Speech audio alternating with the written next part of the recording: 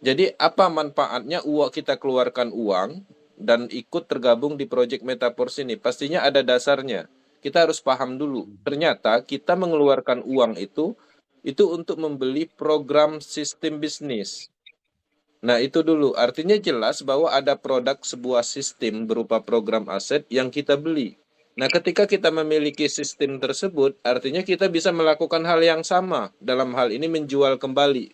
Bahasa gampang dipahaminya. Seperti itu. Artinya kita bisa menjual kembali. Nah, dalam hal ini ketika kita memahami itu, artinya jelas bahwa metaverse ini adalah bisnis pemasaran sebenarnya. Bisnis pemasaran. Nah, ketika kita udah paham bahwa ini adalah bisnis pemasaran, kita juga harus mulai mendekatkan diri dengan pemahaman pemasaran. Pemasaran itu apa aja? Pemasaran itu terdiri dari promosi, kemudian informasi, nah, dan menjual sesuatu atau menciptakan nilai dalam hal yang kita jual.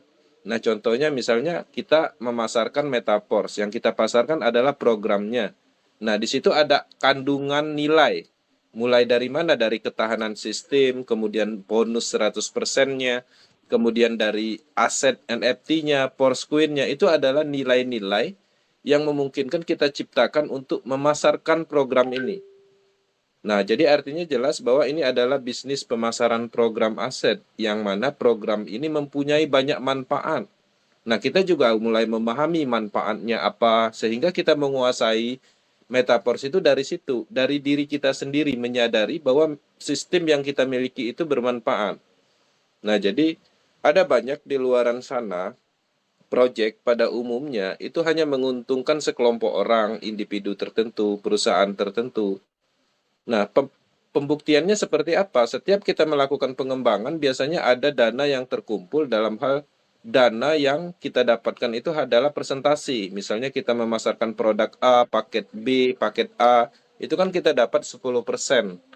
Nah, menariknya di Metaverse ini, kita memasarkan program ini, dan kita menghasilkan 100% dalam hal pendapatan. Memang ada di beberapa titik kita tidak mendapatkan, tapi secara faktanya distribusinya itu ke mitra, bukan ke lado. Jadi tidak ada dalam hal menguntungkan sekelompok orang atau yang membuat proyek. Jadi bisnis ini sebenarnya secara logika diciptakan untuk semua orang menjadi bisnis independen business owner. Nah, secara pemahaman, kita harus memahami bahwa cara kerja matriks sistem itu sebenarnya logika pemasaran, Mbak. Sekarang kalau Bapak beli level 1, itu otomatis Bapak mendapatkan 3 titik matrik, 6 titik matrik kosong. Jadi 6 titik matrik kosong itu adalah posisi yang bisa kita pasarkan dalam hal nanti akan dipasarkan kepada mitra kita. Nah, secara logika, ketika sudah ada yang bergabung, dia akan mengisi posisi titik itu, space kosong itu. Nah, jadi setiap berhasil memasarkan, di setiap titik matrik itu kita bisa menghasilkan di titik tertentu. Nah, secara logika itu adalah aturan dalam hal pemasaran yang sudah ditetapkan menggunakan smart contract. Kita beli label, kita pasarkan kepada si A, si B, si A, si B ikut bergabung. Memang kita belum menghasilkan di penjualan pertama dan kedua.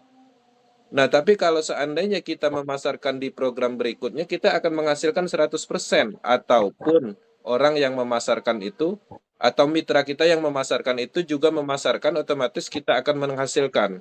Karena pada dasarnya titik matrik itu terhubung. Nah, jadi kita harus memahami dulu dasarnya dulu, logikanya dulu.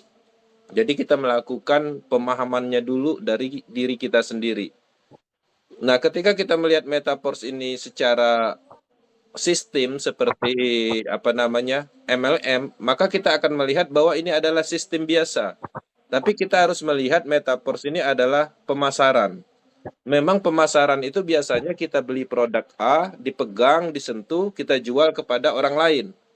Tapi di sini berbeda. Ini adalah bisnis blockchain teknologi.